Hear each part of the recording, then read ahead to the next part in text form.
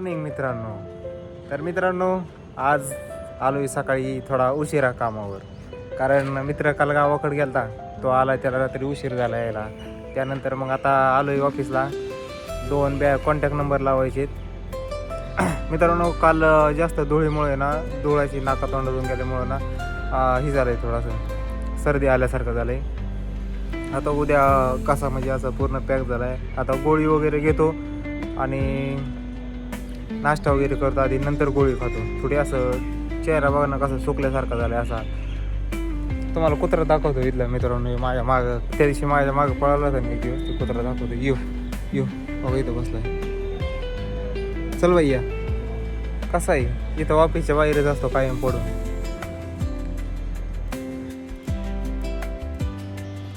मित्रांनो, ही सरांची ना सुपर स्प्लेंडर आहे जुन्या काळातली. एवढी तुफान आहे ना पळायला, पण हिला पेट्रोलही लागतं मित्रांनो. आणि पहिला आम्ही काम करायचो ना, तेव्हा आमच्याकडे हीच गाडी होती, 5 गेअरची जुन्या काळातली. मित्रांनो, या बोर्डा बघा ना किती सुंदर लिहिलं आहे. भारत माझा देश आहे, वंदे मातरम, मेरा भारत महान. आणि हे बघा आपला भारत महान, हा आहे आपला भारत देश महान. काय बोलणार आता मित्रांनो. आपल्याला स्वच्छतेसाठी ना काहीतरी मोहीम करावंच लागणार आहे, कारण लोक ना असं आपल्याकडं काही सिस्टीम बनवावं लागेल की लोक कचरा असं इकडं तिकडं टाकणार नाही. जिथे कचऱ्याची जागा आहे तिथं, आणि ज्या ठिकाणी कचरा टाकायची गरज नाही ना, तिथं 100% कचरा टाकलेला असतो. आता मी इथं वैकुंठ आहे ना, स्मशानभूमी, तिथे काय अवस्था झाली आहे कचऱ्याची, काय नाही. लोक आता बाहेर समजा एखाद्या व्यक्ती इथं मृत्यू गेला, त्याची इथं मयत वगैरे करणार असेल तर बाहेरच्या गावातून येणारी लोक, मुंबईहून ठिकाणी अशा दुसऱ्या शहरातून, सिटीतून, गावातून येणारे लोक, ते ही अवस्था बघून काय वाटत असेल त्यांना, सांगा तुम्ही.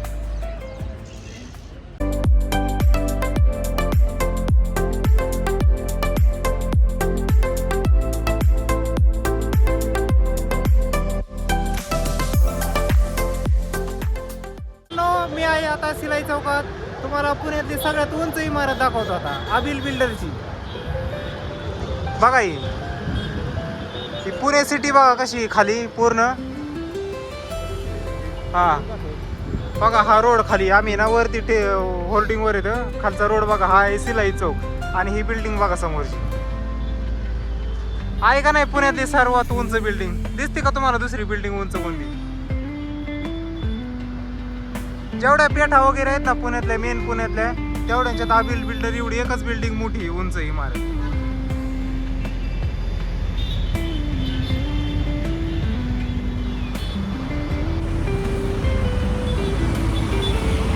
मित्रांनो, इथं एअरपोर्ट रोडला आलेलो आहे. तर मित्राची जुनी फियास्ता गाडी होती, ती इथं एका गॅरेजवाल्याला विकली होती. मित्राने पण सेकंड घेतली होती, पण तीच गाडी ज्याच्याकडून घेतली होती ना गॅरेजवाल्याला, त्यालाच पुन्हा माघारी दिली होती. तर त्याच्याकडून 70-80 हजार रुपये नाही, त्याने काही पैसे दिलेले नाही. तर रोज येतो तिकडं, पैसे दे, तो काही पैसे द्याय नाही. आज आलोय त्याला आता बोलणार इथं, एकतर गाडी तरी ती माघारी, नाहीतर पैशाचं तरी लवकरात लवकर कर काहीतरी. बघा इथं गॅरेज आहे त्याचं. आता नाही दिले तर त्याला शेवटचं ऑप्शन तसंच करावं लागणार आहे. मित्रांनो बघा, इथं विमाननगरला आहे मी. पावसाचं कसं वातावरण झालंय बघा, ढग वगैरे कसे आले.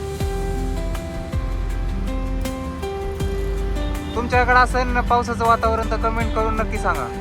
ढग बघा कसे झाले, काळे काळे. तर मित्रांनो, सांगायचं एवढंच आहे की आपलं हे पुणे शहर सांस्कृतिक आहे, शैक्षणिक आहे. इतिहासाचा आपल्याला शिवाजी महाराजांचा एवढा मोठा वारसा लाभलेला आहे. त्याची आपण थोडी तरी जाण ठेवतो का?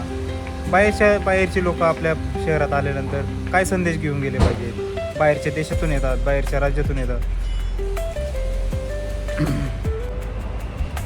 रस्त्यावरून चालताना कुणीही ते गुटखा वगैरे खातंय, तसंच थुकतंय.